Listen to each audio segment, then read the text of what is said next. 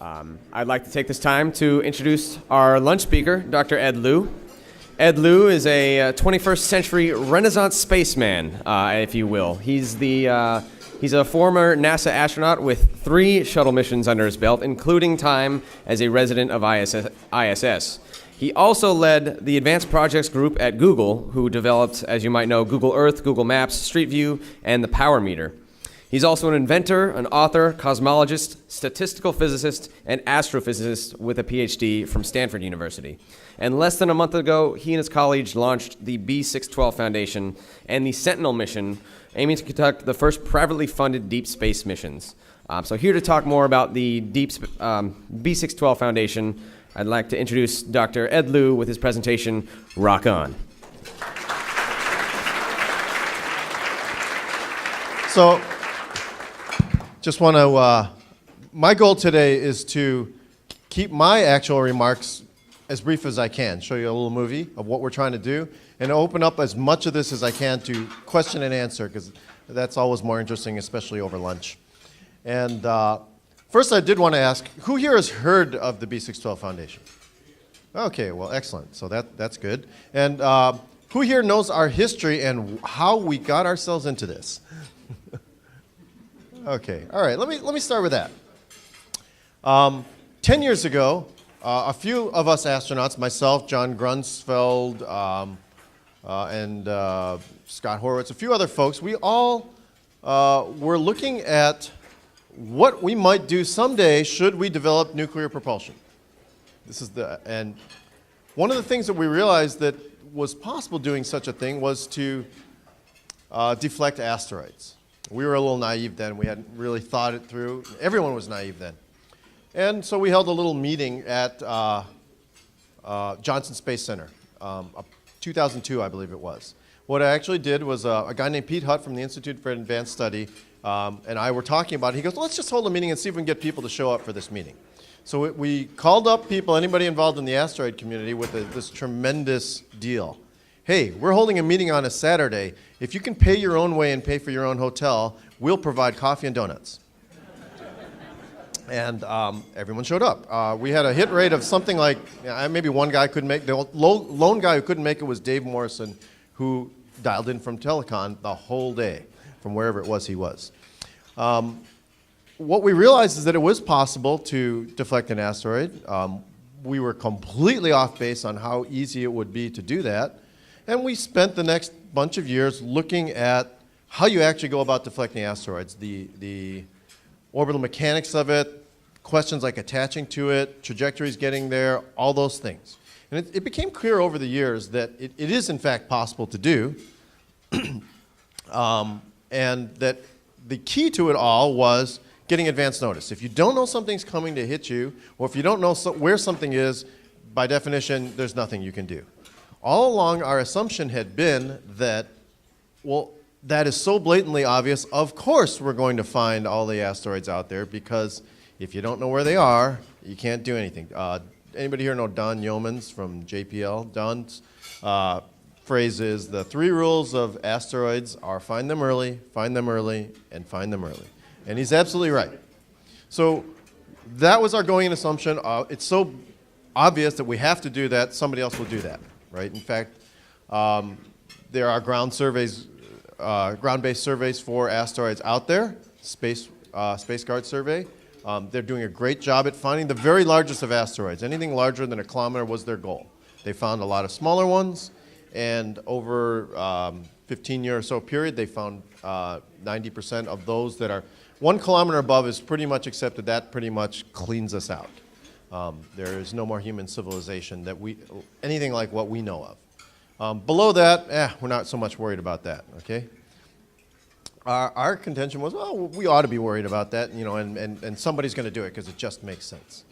Well, over the years, we pretty much came to the conclusion that, in fact, no, nobody was going to do it, in spite of the fact that if you ask anybody, what is the first thing you need to do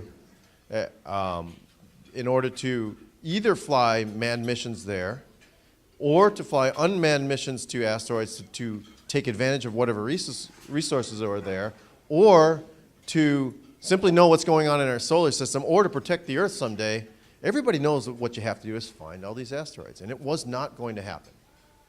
And so that took us to about 2011. So 10 years of banging our heads trying to figure out how to get deflection done when we realized the necessary first step was not going to get done. We were on step 2. Okay, and what we had done was shown that step 2 is eminently doable as long as you do step 1. Well, along the line over the last 10 years, as all of you know, been a lot of changes, right? The commercial world has been pushing into the domain of things that were only doable by large government programs. So SpaceX, large increases in computing and storage, huge increases in performance of detectors. And all of these things have changed what is possible for a commercial entity to do. Because one of the things that was known is that the best way to find and map all the asteroids in the inner solar system, those that cross Earth's orbit, is from space, from a vantage point not tied to the Earth, but orbiting around the sun interior to the Earth.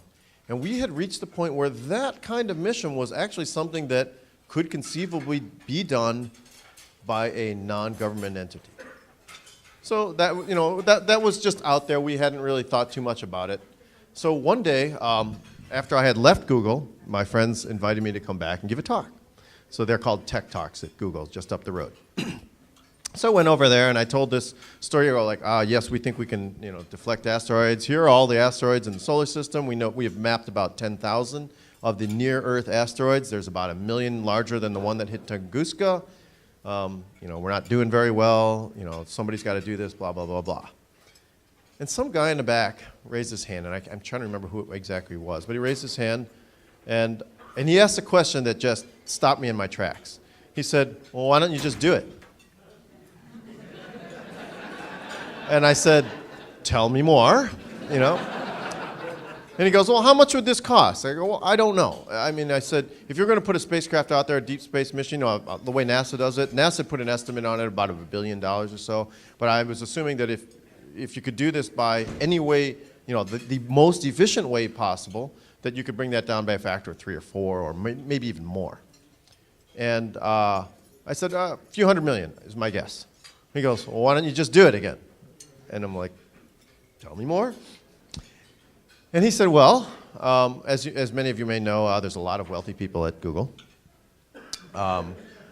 Keep on clicking those ads, by the way. And he said, well, you know, there's a museum up in San Francisco that I just gave money to. He goes, and it's the San Francisco Museum of Modern Art. And anybody here ever been to that museum? Great place. Interesting aside, my sister was the lead construction person on that.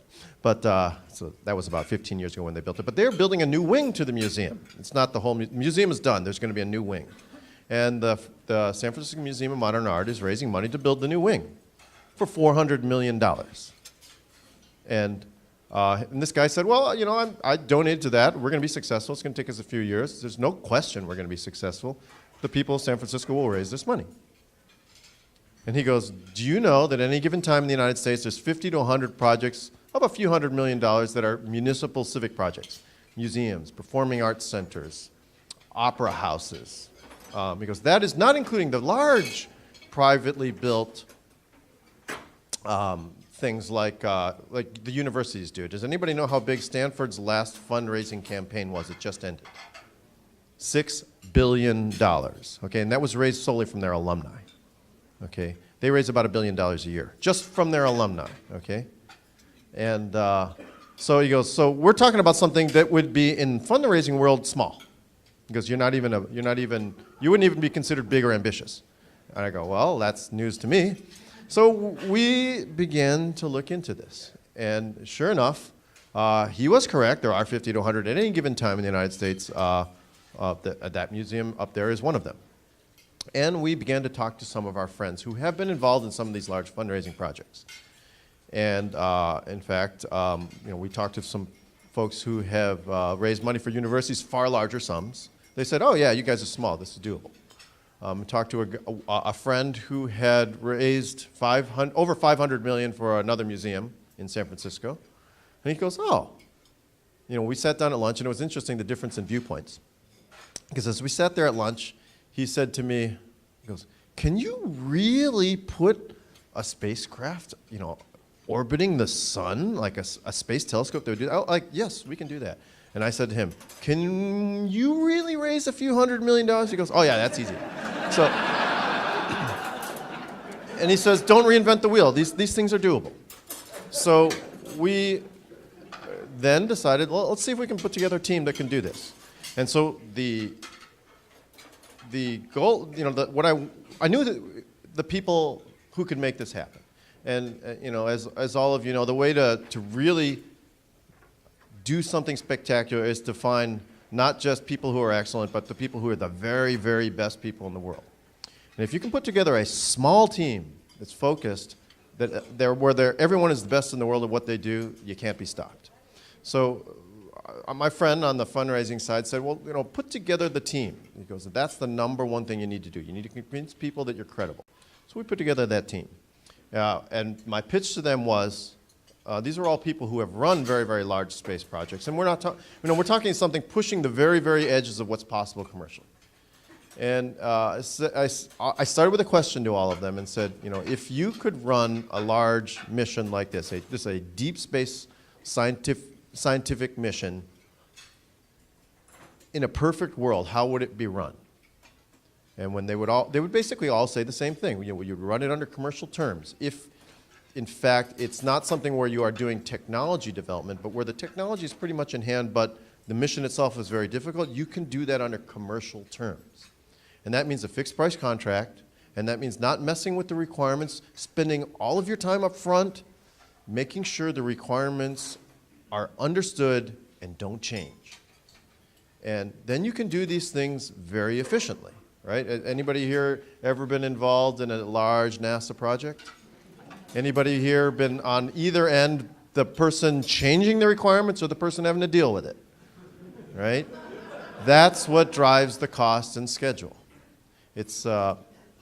And we realized if we could, so what I told these folks is, okay, that's what you want to do. How would you like to do that? And the answer was, I would love to do that. I've been wanting to do that my whole career. I heard that from all of our folks, actually. So we put together a team. The team is folks that you may know. Scott Hubbard, he ran NASA Ames and was with, was the old Mars czar. Harold Reitzma, formerly Ball Aerospace.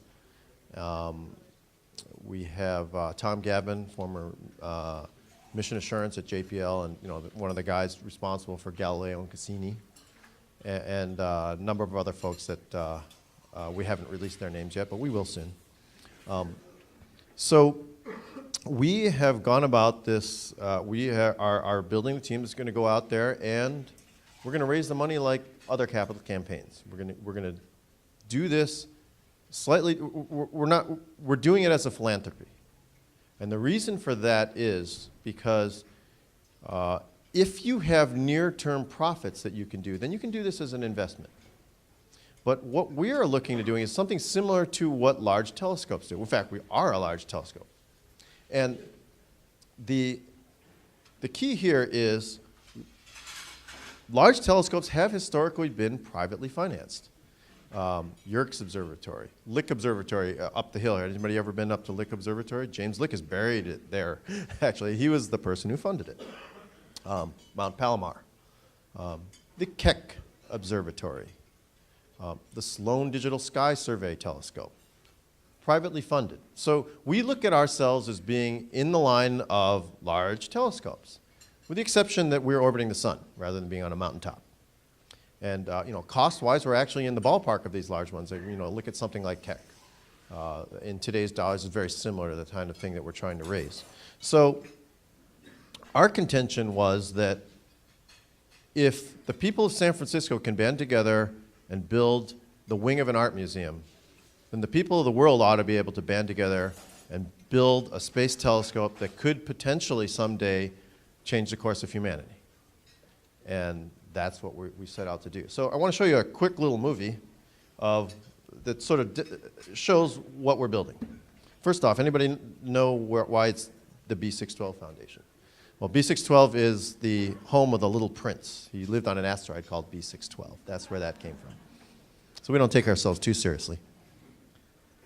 That's the Earth. That's what it's all about in the end. But to properly observe the Earth and to properly find the things that pass near the Earth, you want to be much further away. So here's the big picture. Stepping back from the Earth, and we'll step out to the whole solar system. Is it possible to turn these lights down here so that they're not shining on the screen? And so there's the Earth in this green orbit. There's the Sun, Mercury, thank you, Venus, the Earth, and there are all the orbits of the known asteroids. This is the asteroid belt. These are the near-Earth asteroids. They orbit in somewhat circular, some elliptical orbits, but these are the ones that cross Earth's orbits. There are about 10,000 of these known near-Earth asteroids that whose orbits have been tracked. And you see, the solar system is a crowded place, but remember that there are about 1 million asteroids that are larger than the one that hit Tunguska, which is about 40 meters across, which is really not that big, in this category. So what that really looks like is a lot more crowded. In fact, we're going to show you in a second what it looks like. We actually took the known distribution of asteroids and we plotted up what roughly 1 million asteroids looks like. And I'm not sure if this is going to show up well on the screen. Actually, it's not too bad, but that is really what it looks like. And those are all of the both potential targets for exploration, discovery, potentially resource uses, and the potential threats. And we should know about those. And again, we are going to try and build a space telescope to observe these. So a lot of data. One of the things that this mission could not have been done 20 years ago. It's simply an enormous amount of computing on board that needs to be done. So again, here's the Earth. And we are going to launch the Sentinel Space Telescope. Our current plan is 2017 for a launch date. We are going to do a gravity swing by of Venus. There goes Venus. So as you can see, this is a difficult mission. This is an infrared space telescope. We're going to enter solar orbit. Our final orbit will be slightly elliptical between 0.6 and 0.8 AU, therefore interior to the Earth's orbit. And from there, it can scan outwards, looking at the asteroids that cross Earth's orbit. It's going to scan Earth's orbit. So here it is. Here's the Earth on the other side. There it goes. And so there are times when it is on the same side of the sun as the Earth, and sometimes it's on the other side. So its distance from Earth will vary between 30 and 170 million miles. For scale, the Hubble telescope, the Hubble Space Telescope, is 350 miles from Earth, so we're about 500,000 times further. So a factor of 500,000 more. So obviously data rates are a huge issue, and that's why onboard computing is very, very important. So getting back to the telescope, it is a wide field infrared imager. And in infrared, this is what the infrared sky looks like. We switched to the data from WISE. This is all, again, with all the known asteroid orbits. It's interesting, all these are the real orbits of the known asteroids, and this is the WISE background sky from the Wide Field Infrared Spectrographic Explorer, I think it was. And in infrared, the asteroids stand out like sore thumbs because they're warmed by the sun when they are that close to the sun. Whereas in visible, this is very much more difficult to do because there are a lot of background sources, stars, that make it much harder to spot the dim asteroids. But in infrared, they really stand out. And so that's why we've gone to the infrared. So what we'll do is we'll scan the nighttime sky. We will be able to look away from the sun continuously, and as we rotate around the sun, scan half the sky continuously, including Earth's orbit. So here's the Earth going around the sun, and there is Sentinel going around the sun. So this is its field of view. You see, at this point, it can see the Earth, and there are times when it will swing away and be able to scan what is on the other side of the sun from the Earth because of the fact that it goes around the sun faster with the interior orbit. And within 5 years, we will have completed a survey of we'll have discovered about 500,000 asteroids. For scale, that means that in the first month, we'll have discovered and tracked more asteroids than have been discovered by all other telescopes throughout history combined. And we will continue that for 5.5 years. So we will completely dominate the discoveries of asteroids over the next 10 years or so. And that dynamic map, this moving map of all these asteroids, will be valid for approximately 100 years, meaning you'll be able to pin down the location of each of those asteroids, where it will be, for about the next 100 years, which means you know those that come near the Earth and those that are accessible because they come near the Earth at a relatively slow velocity, as well as those that might actually hit the Earth. And so that is our goal, moving back towards the Earth. This is what it's all about again, coming back to the Earth. And our project, we just announced publicly at the California Academy of Sciences just about a month ago.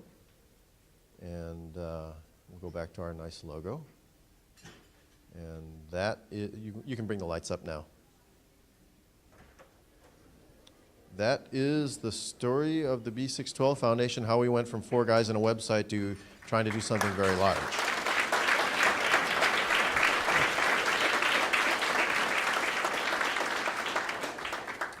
So, I thought I'd open this up to questions. Throw anything at me, I'll answer anything.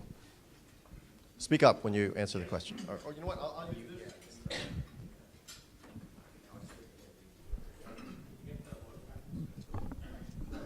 My name is Dave Anhalt from Space Systems Laurel. Given that NASA has great interest in this as well, I have a personal friend, Lindley Johnson, that's been devoting his life to the discovery of NEO aspects. And NASA is so much forward-leaning on public-private partnerships. As you were assembling your business plan, why didn't you think in terms of a public-private partnership with NASA on something that's such an element of their core mission? Well, we actually did. Because one of the things that we didn't want to do was rebuild facilities that already exist. So we went to NASA and said, hey, this is what we'd like to build. We don't want to build a deep space network because we do need to do tracking and we do need to do comm. And you guys have one. Might you be interested in providing the tracking, communications, and so on, and even some other things, because if you would like insight into how a mission like this could be done under commercial terms, then maybe we could strike a Space Act agreement, which we have signed.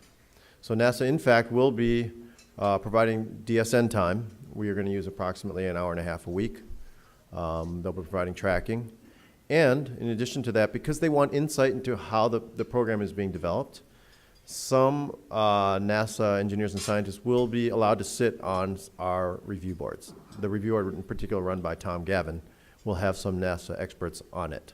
They will be able to provide, NASA would like to see that insight.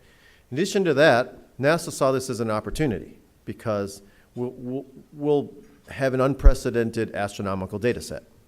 And so they said, well, one of the things that we could do is stand up a science team, such as we do for other missions. And we said that would be fantastic. We think this data set should be put to full use. And so it is a no-cost Space Act agreement. That means we are paying for everything on our end, and they're using their existing facilities. So we have not asked for any money, and that really smooths the wheels when we're working with NASA. And so, yes, but I would say they're getting a considerable bargain because they're getting a data set that would have cost them $1 billion for a lot less. Maybe over here? Yeah. Well, we took you, and then we had one back here someplace. Okay. Great concept, really exciting. I was just curious, you mentioned your fundraising sources that are used to doing this in their sleep. Primarily wanted to hear about a crack team that could do it. That was their #1 requirement. Best team you could find. What were the other concerns or hurdles or litmus tests that they looked for to convince themselves they should go ahead and raise the funds? Primarily, it was that. It was, can you really do this? And I think we've convinced folks that, yes, it is doable. The folks involved and the people involved and the design as it is, which we have a preliminary design, meaning we have a proposal, a firm fixed price proposal in hand right now, and it is being evaluated and contract negotiations are ongoing. So I think the people who have the experience are involved in this, and I think that was their primary requirement. So how about over here and then back there?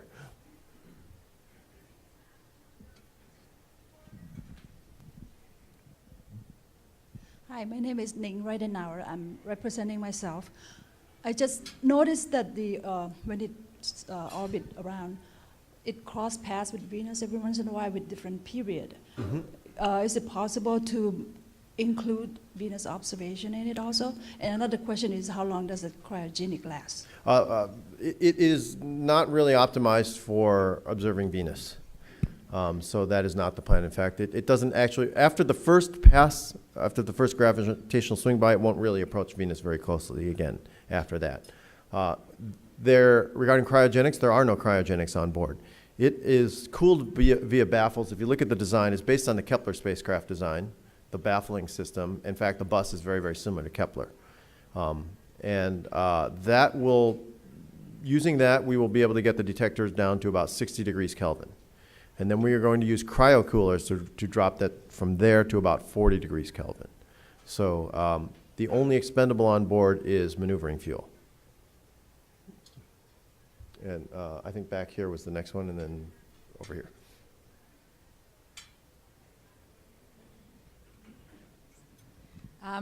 Two questions. First of all, what do you plan to do with the data, and are you going to make it available to the public or on a subscription basis?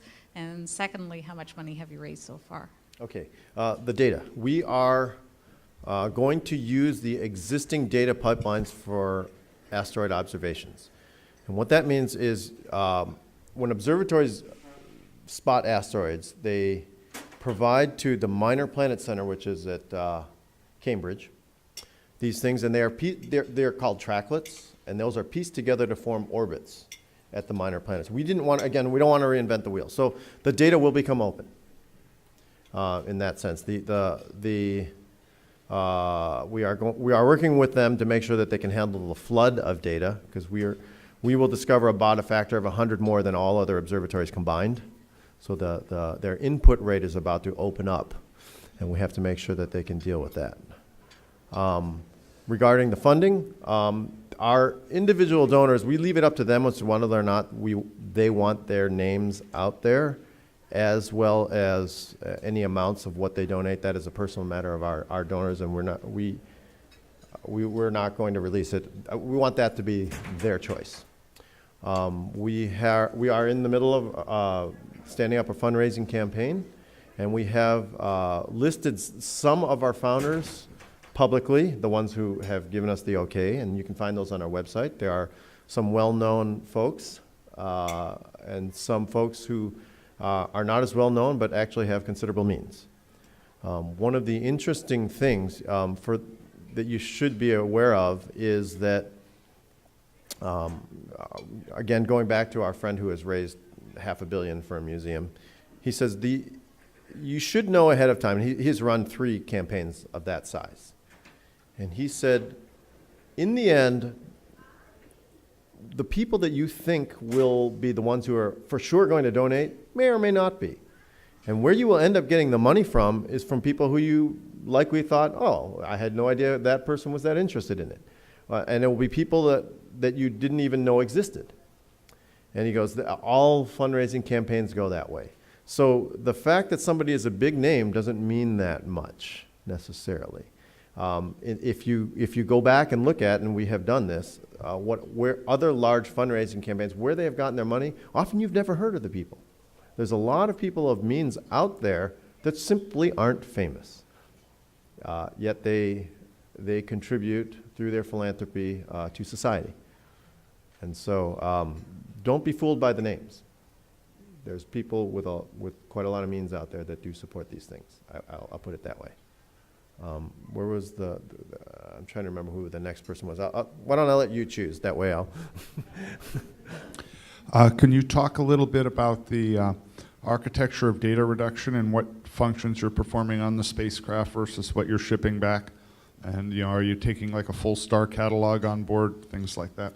Yeah, we do have a full star catalog on board, and what we are actually going to do is we're going to do an image, or repeat that same spot of the sky an hour later, and then later, well, this is either a day or two later that this is still being optimized. Those 2 more images, and then again 26 days later. And what we are going to downlink is not the full sky, but those areas where the pixels have changed. So, i.e. the moving objects. Occasionally, we will download the whole sky, but mostly you don't need to do that because in the infrared, the things that change are really the moving objects. So only occasionally will we send down the full image. And we have a set of astrometric stars, a catalog that we will use for the reference positions. And that onboard computing is something that is the increases in onboard computing capability is something that allowed this mission to happen.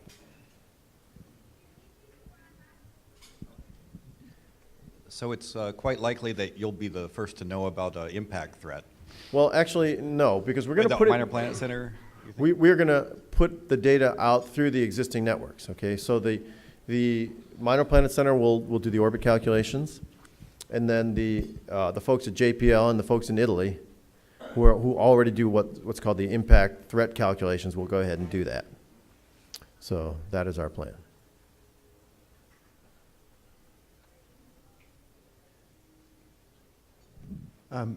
Two short questions. One is, didn't Congress ask NASA to find everything above 140 meters some years ago? Yes.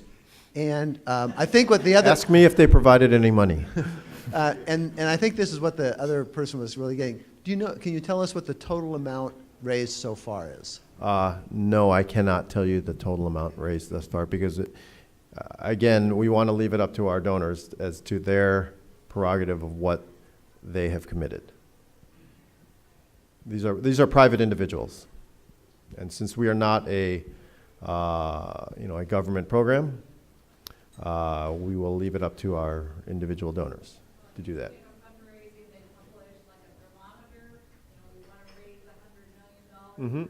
We will do that as soon as we know because of the fact that the contract negotiations are ongoing. We will put something like that out. But the contract will not be finalized for some period of time because it's a commercial terms contract. Remember what I said. The key to doing a commercial contract is to know ahead of time, to do a lot more analysis up front that the as-built proposal does accomplish your mission objectives, okay? So our teams that are going through with a fine-tooth comb to ensure that the analysis of the performance analysis does meet our requirements for mapping asteroids is just beginning its work. And so but in the meantime, we are funding work. We are moving ahead with the detector development and so on. So we are funding things, but the major part of the contract will not be finalized for, probably a good part of a year or so. And until that happens, with an ongoing contract negotiation, you don't talk about the price publicly, which makes sense, correct? I can tell you it's in the few $100 million range, though. And we have enough to keep moving, and we have enough to fund the work that we are doing now, working towards that. It's battle stations. It's 2018, and you've identified, and the corroborating groups have identified 3 asteroids with a 5% plus probability of impact within X number of decades or years. Mm-hmm. Are the conversations you're having with your donors and your key team personnel also involving mitigation strategies? And are you kind of indicating that, look, should the worst happen, or in some cases the best happen, and we do identify what's coming, are these some of your donors and some of the conversations you're having extending to, all right, this is going to be deep pockets time, and this is going to be planetary scale initiative time? Well, I actually believe that should we find a threat, and remember what will eventually happen is that the threat will get down to, time, date, place, here's where the impact is going to be. That's the level of prediction capability that we're going to have. Given that, the governments of the world will act. The governments of the world are not good at acting upon statistical threats off in the future that don't involve something in the next 2 to 4 years in my district. Yeah, but exactly. Or society as a whole, once they know that for sure that something's going to hit. And with decades of notice, there are multiple things that you could do. Kinetic impactors, gravitational attractors, or at the very large end, even a nuclear standoff explosion. But those are things that could be done.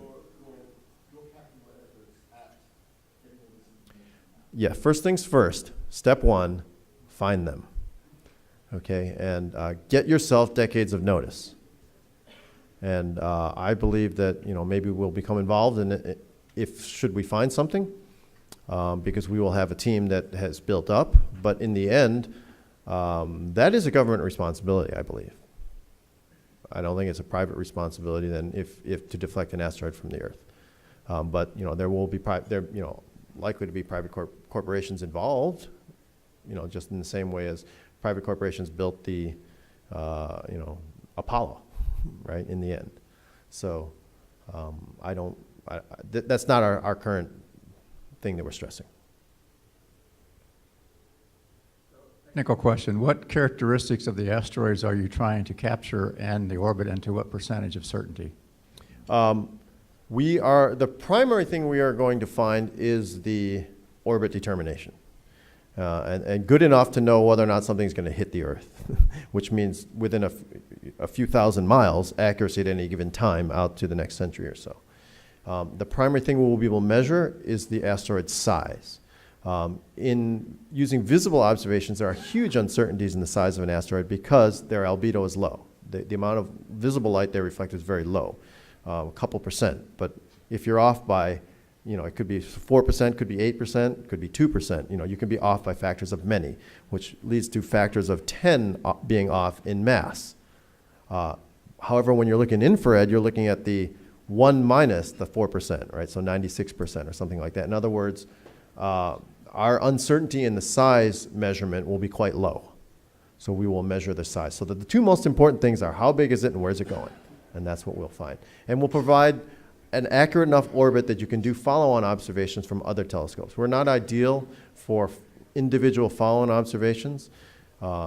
You can use things like Hubble and you can use things like large ground-based telescopes for follow-on observations, but they have to know where to point. So they can only do that if we tell them where to point. Spin rates, possibility, yeah, because if there's variations, yes.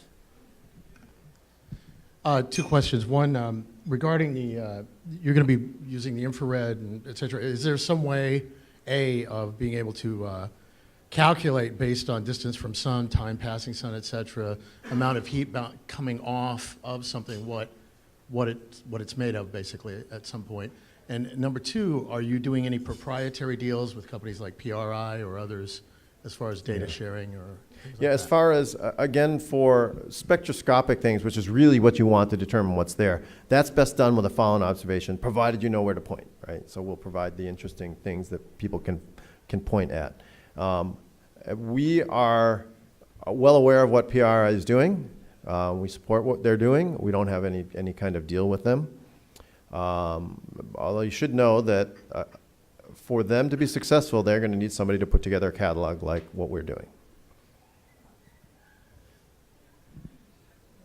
Yeah, along the lines of the fundraising for civil projects you described, have you set your policy yet on naming rights? And if you're accepting corporate contributions, are you going to let your Sentinel telescope be named like stadiums often are for corporations? We are considering that, and in fact, that's typical for a large telescope. Like the Keck, right? Well, it's the Keck Foundation. They get to call it the Keck Telescope. We are open to that sort of thing, corporate sponsorship, that sort of stuff. It's not something that you tend to do early. It's something that you tend to do late, which is also typical for spacecraft, right? They're often named after launch, right? So it's not something we really need to think about too much right now. And what was the second half of the question again? It was... Oh, I just wanted to know, like is common with Stadia especially. Oh, yeah. Is it within the realm of possibility after launch it's going to be named after a corporation? Within the realm of possibility. You know of one who would like to donate? We should talk. Yes, we are friends with the people at Google, let's put it that way. Looking at the images you had up there, and this is, of course, the second time, the one where you show what the actual picture looks like is crazier than rush hour in New York City. And it looks like we're navigating through that blindly. So this becomes really scary. So this is really great. And then it's just wondering, you're looking in one direction off the spacecraft. Are you looking behind you to make sure you're not going to get hit from behind? We are looking at, yes, it is. There is a lot of things out there in the solar system. The space is big, so. But we are looking primarily outwards because, again, what we are concerned with is those asteroids that cross Earth's orbit. And so we have positioned ourselves at 0.6 AU so we can look outwards and see 1 AU, right? So there's a trade-off, right? You don't want to get too, if you go in closer to the sun, then you have other thermal issues, and if you, but you also catch more of the orbits. But if you look at the actual eccentricity distribution of asteroids, you catch the vast majority of this was optimized for that, and then realizing that it was close to Venus, we realized we could save some propulsion and by doing the gravity swing by. Yeah, maybe 3 questions, I guess, quickly. One is, how did the Ball Aerospace technical design evolve from, I believe, what was kind of mentioned in the 2010 report?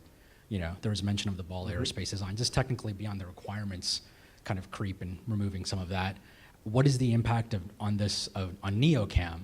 And then thirdly, what is the impact of this on NASA attempting to get money for NEO processes and involvement in LSST, pan-stars, et cetera, you know, which could do maybe similar things, but will take longer periods of time, you know. This is duplicative or replicative. In some ways, they're both synergistic too, so maybe just to address those 3 things. Yeah, so there's a lot of questions here. First off, for folks who don't know what LSST, pan-stars, NeoCam is, I'll go down through this. LSST and pan-stars are 2 large telescopes on the ground. Pan-stars is one in Hawaii that is optimized for detecting asteroids. LSST is one that's optimized for doing other astronomy where they may also be able to do asteroid detection. We're supportive of those projects. In fact, the combination of Sentinel plus either of those 2 is much more effective because you have one thing off on the other side of the sun and one thing off on the Earth, which is great. NeoCam is a proposed mission for NASA to build an infrared telescope that is at a Lagrange point, i.e. locked to the Earth, which can never be as effective at mapping the full asteroids, but is likely cheaper. Although it has to be run by NASA through the federal procurement process and so on, which will drive the price up by probably a factor of 2 or so over what we can do it at. That mission, as you know, was not approved and cannot apply even again for 3 more years. And it does have to face, by then, probably 30 or 40 other qualified proposals. And also realizing that it doesn't fit into the decadal surveys, they do have a huge challenge ahead of them. But you know, obviously, we want to see the data. So we think that what we're doing is the way to do it. Looking at a little more creative fundraising aspect, you're talking about discovering, you know, a couple of orders of magnitude more asteroids than we regularly do. And traditionally, the discoverer of the asteroids at least gets kind of the first dibs at naming them. Have you looked at that aspect as a fundraising yes, approach? We have begun those discussions with the IAU. We've had, you know, this needs to go out to the full board and so on. They have been very receptive. The idea would be that folks, our donors, could get naming rights. However, their current processes and their current policies assume small numbers of new discoveries. I mean, we're going to flood them, right? We're going to do 20,000 a month, right? Right now, they're prepared to handle 5 a month, right? So there's a lot of work that's going to be done with them, but we've begun that process, and they are not opposed in principle to this, but we're going to have to work out the details. How do you handle this many namings? They're clearly not able to do that now because they vote on them individually. It's not going to work. As you download these pictures and gather this data, will you or will JPL be putting it out and making it available to schools for use in classrooms? Absolutely. In fact, one of the real opportunities we see out there is the opportunity to involve as many kids as possible in this, because the number of discoveries is going to amount, it's going to be in the hundreds per day, right? Makes it interesting from a citizen science or an education standpoint, as well as sort of the audaciousness of the mission. I mean, in the end, if you really think about what we're talking about doing, we're talking about, people on the third, the life on the third planet, figuring out a way to map what is going on in the solar system in which they live, and someday changing the configuration of the solar system ever so slightly to prevent the third planet from ever being struck by a large asteroid again. And that's the big picture of what we're trying to do through step 1. And I think that's something that is exciting. And it brings in all the things that kids love, right? Dinosaurs in space, right? So yes, we are already begun the discussions with a couple of different entities on partnering to reach as many kids as possible. So we already have agreements to move forward. It's unclear exactly what plans we want to do with the California Academy of Sciences and the Planetary Society, and we're looking for more. So, by the way, I should introduce Danica Remy here, who's our COO of the B612 Foundation, and Diane Murphy over there. If there are folks who want to talk about educational partnerships with us, please see Diane.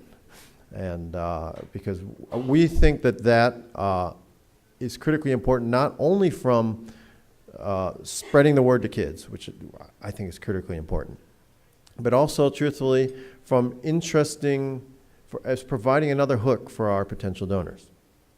Because everybody wants to support education, STEM education, right? And what's the best way to do that? My personal contention is that one of the best ways to promote STEM education is to give kids something to be excited about. It's from the inspiration end. And so, we see huge possibilities here. Assuming an asteroid would be at about 1 AU, what's the smallest NEO you could see with this telescope? Give or take a little. The smallest NEO we can see depends upon how close it is approached Sentinel at closest approach. Assume 1 AU. One. It's 0.4 AU. Yeah, but remember that they're mostly in a slightly elliptical orbit, so they will, and if they cross Earth's orbit, at some point they go in closer.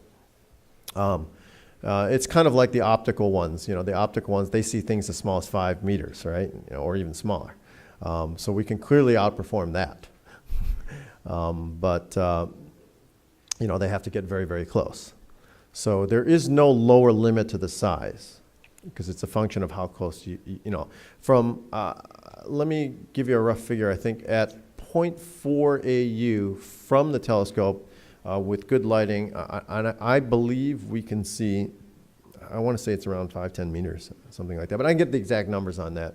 We know the detector performance, we know the optics, light gathering capability, and because the temperature of an asteroid at that distance, that can all be worked out. If you really want to get back into that, I can get you a more exact answer on that. Okay, well, thank you very much, everybody. If I could ask all of you to do one thing, that would be to spread the word that something interesting is being hatched here in Silicon Valley that has the potential to change, literally, the course of history. And I think that's pretty cool. And what we really want, our message really is that we want the people of the Earth to consider this as stepping up to the plate and taking ownership of this mission. In the same way that that museum in San Francisco is owned by the people of San Francisco because they built it, this is something where the people of the world can take ownership of this mission and step up from becoming not really just passengers on Spaceship Earth, but the crew members on Spaceship Earth, where we are actively protecting our planet. So thank you very much.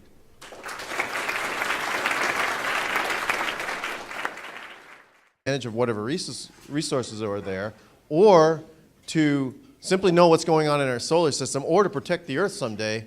Everybody knows that what you have to do is find all these asteroids, and it was not going to happen. And so that took us to about 2011. So 10 years of banging our heads trying to figure out how to get deflection done when we realized the necessary first step was not going to get done. We were on step 2. Okay, and what we had done was shown that step 2 is eminently doable as long as you do step 1.